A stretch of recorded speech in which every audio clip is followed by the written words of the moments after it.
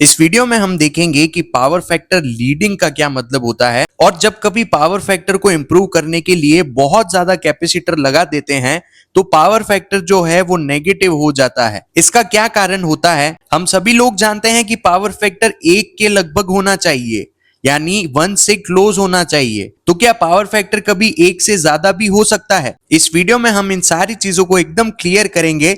चलिए बिना time waste किए आज की हमारी इस वीडियो को शुरू करते हैं। दोस्तों, अगर आपने लैगिंग पावर फैक्टर वाली वीडियो नहीं देखी है तो उस वीडियो को भी आप जरूर चेक करिए, क्योंकि आज की वीडियो उसी का ही नेक्स्ट पार्ट है। कभी कभी ऐसा होता है कि इंडस्ट्री के अंदर जो मीटर होते हैं वो पावर फैक्टर के वहां पर नेगेटिव वैल्यू दिखने को मिलती है। देखिए, पावर फैक्टर जब लैगिंग हो जाता है तो उसको इंप्रूव करने के लिए कैपेसिटर बैंक्स लगाते हैं। अब सवाल यहाँ पर यह आता है कि जो कैपेसिटर है आखिर वो क्या करता है। हमने पिछली वीडियो में देखा था कि हमारी जो मोटर होती है वो मैग्नेटिक फील्ड बनाती है और उसे एक इंडक्टिव लोड कहा जाता है, जिस वजह से करंट को वो पीछे खींचती है, यानी हमारे वोल्टेज से करंट जो है वो पीछे रह जाता है। मैं आप लोगों को सजेस्ट करूंगा कि आप इस वीडियो का पिछला पार्ट जरूर देख ले ताकि आपको सारी चीजें 100% क्लियर हो जाए। तो जैसा हम लोगों ने डिस्कस किया, मोटर जो है वो लैगिंग होती है और जब इसके अंदर हम कैपेसिटर लगा देते हैं तो उससे हमारा पावर फैक्टर जो है वो लीडिंग हो जाता है। अब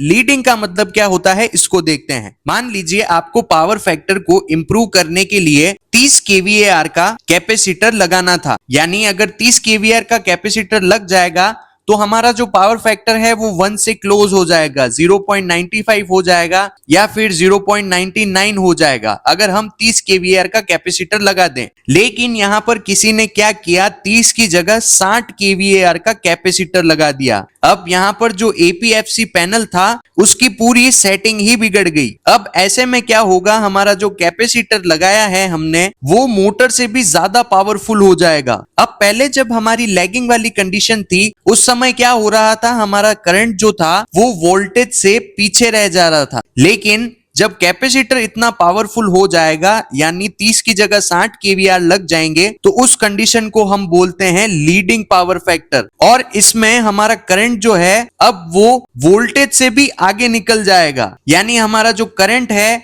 वो वोल्टेज से बैलेंस में रहना चाहिए था बीच पर, लेकिन लीडिंग में वो और भी आगे निकल गया और लैगिंग वाली कंडीशन में वो पीछे रह जाता है। बस यही मेन डिफरेंस होता है लीडिंग और लैगिंग पावर फैक्टर में, और इसी वजह से हमें यहाँ पर नेगेटिव वैल्यू शो होती है, यानी हमारा पावर फैक्टर माइनस में चला जाता है। इसका मतलब होता है कि हमारा जो करंट है अब वो वोल्टेज से आगे निकल चुका है। दोस्तों, अगर आपको इस चीज को और डिटेल में समझना है तो इस वीडियो के प्रीवियस वाले पार्ट्स को भी जरूर देखिए ताकि आप सारी चीजों को एकदम क्लियर कर सकें, वरना आपको आगे की चीजें समझ में नहीं आएगी। अब बहुत सारी इंडस्ट्रीज में मीटर के अंदर ये जो माइनस का साइन है, इसका मतलब ही यही होता है कि पावर फैक्टर जो है वो लीडिंग में चला गया है। अब इंजीनियर्स इसको आइडेंटिफाई कैसे करेंगे, इसीलिए वहां पर नेगेटिव साइन आ जाता है, जिससे वो आसानी से पता लगा पाए कि यहाँ पर पावर फैक्टर जो है वो लीडिंग हो गया है और कैपेसिटर जो है वो बहुत बढ़ गए हैं। जरूरत से ज्यादा भी कैपेसिटर बढ़ जाएंगे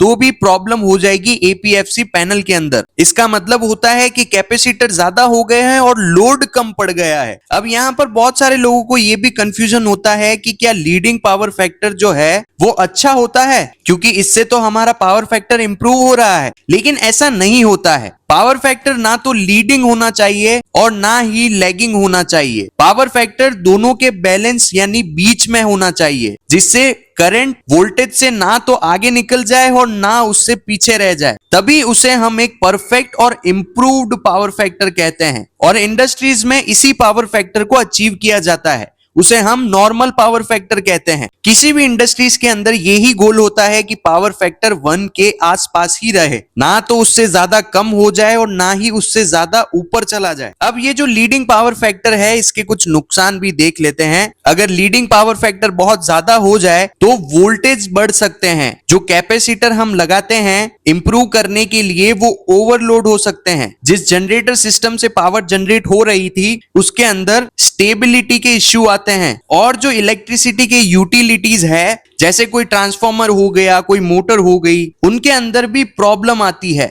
अगर इस वीडियो का हम कंक्लूजन निकाले तो कैपेसिटर पावर फैक्टर को इंप्रूव करता है, लेकिन अगर कैपेसिटर जरूरत से ज्यादा लग जाए तो सिस्टम लीडिंग पावर फैक्टर पर आ जाता है, जो भी नुकसान करता है। इंडस्ट्री के लिए आइडियल कंडीशन पावर फैक्टर की 1 या फिर उसके लगभग है, ना तो लीडिंग होना चाहिए और ना ही लैगिंग होना चाहिए। अगर दोस्तों आपने मेरी पिछली वाली वीडियो को नहीं देखा है जिसमें मैंने बताया है कि मोटर का पावर फैक्टर 0.99 करने के लिए हमें कितने केवीआर का कैपेसिटर लगाना होता है, तो ऊपर आई बटन पर क्लिक करके आप उस वीडियो को भी देख सकते हैं। इसके अलावा अगर आपने पिछली वीडियोस या पिछले पार्ट्स नहीं देखे हैं तो आपको डिस्क्रिप्शन में उन सारी वीडियोस के लिंक मिलेंगे। मैं रिकमेंड करूंगा कि आप सारे पार्ट्स को देखें ताकि आप इस चीज को एकदम 100% क्लियर कर सकें और पावर फैक्टर और इससे रिलेटेड आपके कुछ भी डाउट्स ना रहें। होपफुली आज की वीडियो से आप लोगों को कुछ सीखने को मिला होगा।